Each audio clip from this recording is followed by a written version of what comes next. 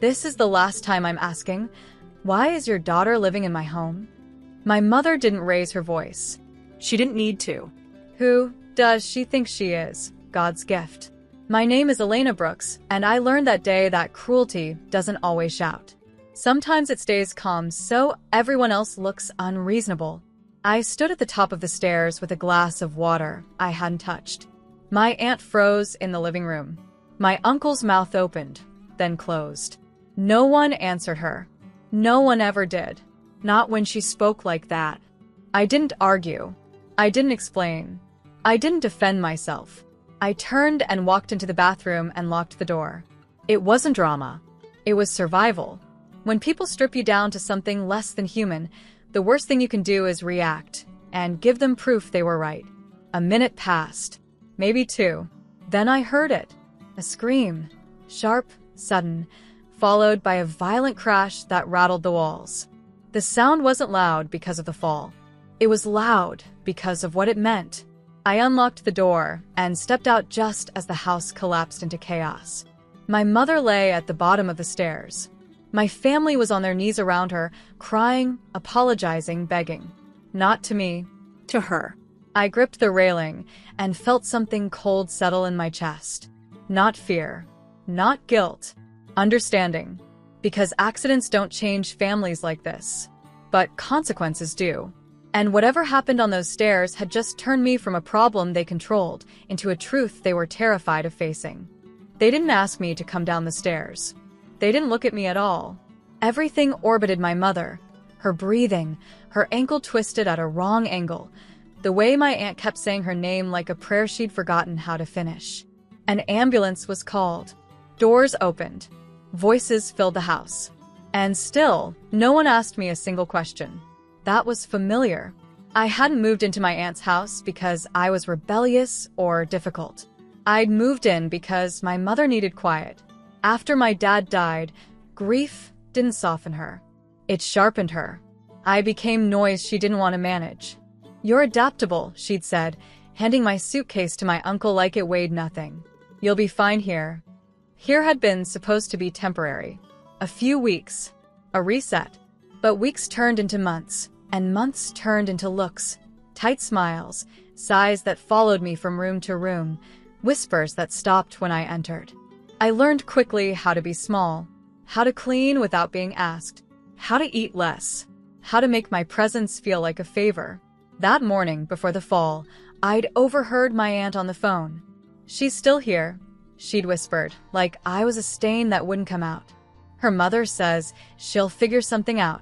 She hadn't. And now my mother lay on the floor of a house she claimed I didn't belong in, surrounded by people who suddenly understood that this situation wasn't just uncomfortable. It was visible. As the paramedics lifted her onto the stretcher, her eyes finally found mine. Not pain, not fear, calculation. And in that look, I realized something important. She wasn't wondering if she was okay. She was wondering what I was going to say next. The hospital visit turned everything quiet in a way I didn't trust. My mother's injury wasn't life-threatening. A bad sprain. Some bruising. Enough pain to keep her in bed. Enough sympathy to fill the room. Enough attention to erase the question no one wanted to ask out loud. What really happened in that house?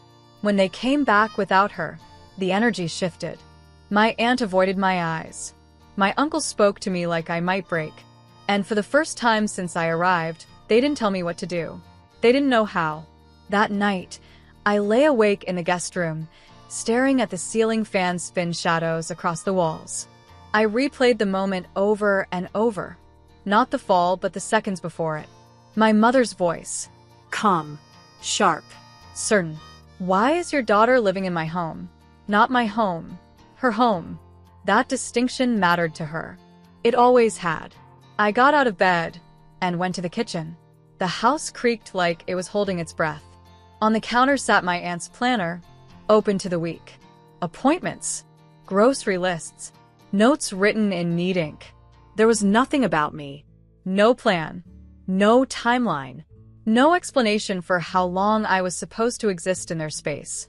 I went back to my room and pulled out my notebook, the one I'd been using for school. I flipped past math problems and half-finished essays and opened to a blank page. At the top, I wrote one word: record. I didn't know why yet. I just knew that everything that mattered always seemed to disappear the moment adults decided it was inconvenient. I started small. Dates. Who said what? Who avoided which conversations? I wrote down the exact words my mother used before I locked the bathroom door. I wrote how no one checked on me afterward. I wrote how my aunt cried for her sister, but never once asked how I was holding up. By the time I closed the notebook, my hands were steady. That was when it clicked. If I stayed quiet, they'd rewrite this. If I reacted emotionally, they'd dismiss me.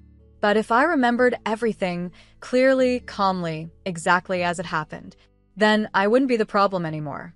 I'd be the proof. My mother stayed in the hospital overnight. The next morning, my aunt received 3 calls she didn't answer, and one she did. I heard her voice from the hallway, tight, polite, pitched just high enough to sound cooperative. Yes, of course no. She's safe to where family. Family. That word had weight when it was useful and disappeared when it wasn't. By afternoon, someone knocked on the door. Not a neighbor. Not a delivery.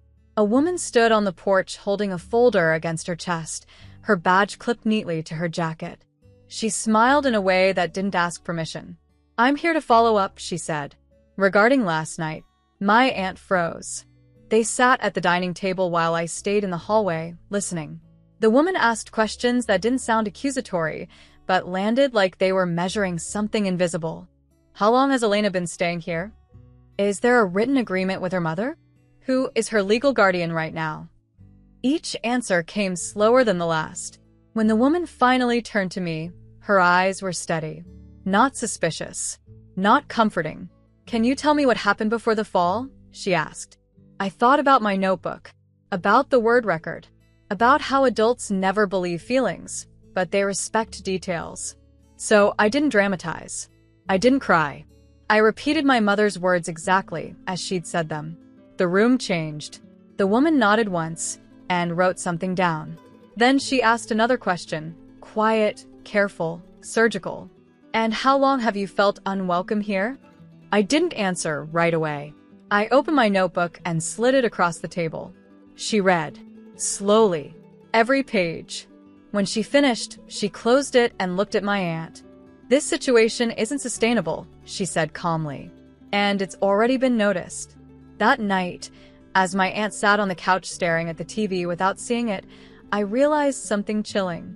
I hadn't asked for help. Silence had done it for me. And once attention arrives, it doesn't leave empty-handed.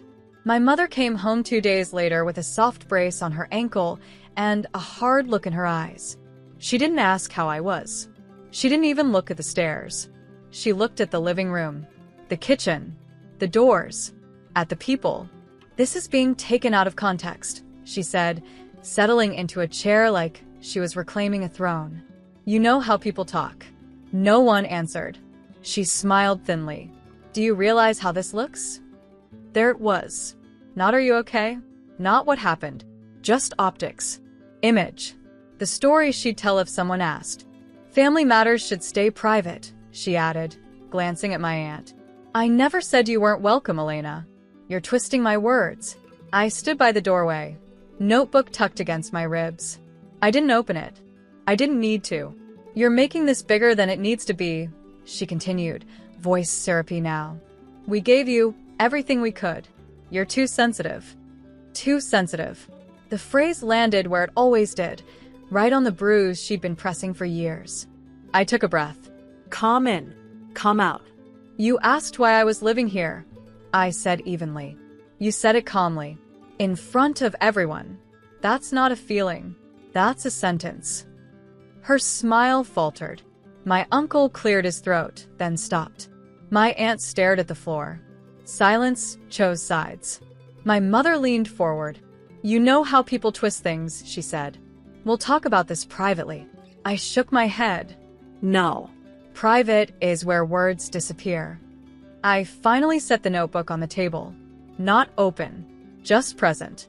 Her eyes flicked to it, and for the first time since the fall, she didn't look angry. She looked afraid. because she wasn't scared of what happened. She was scared of who might hear it next. The meeting didn't end with shouting. That's what scared her the most.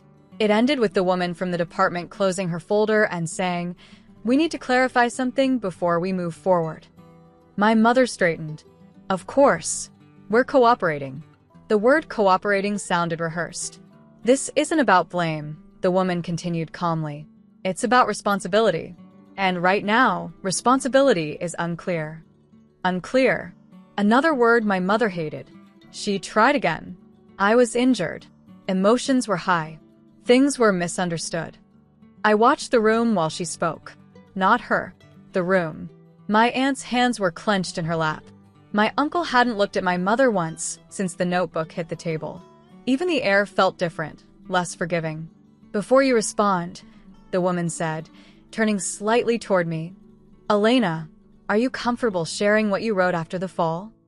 This was the moment my mother looked at me the way she used to when I was little, warning, quiet, sharp. I opened the notebook. Not dramatically. Not fast. I read the date. The time. Her exact words. The silence afterward. The way no one checked on me. The way I learned to make myself smaller so I wouldn't cause problems.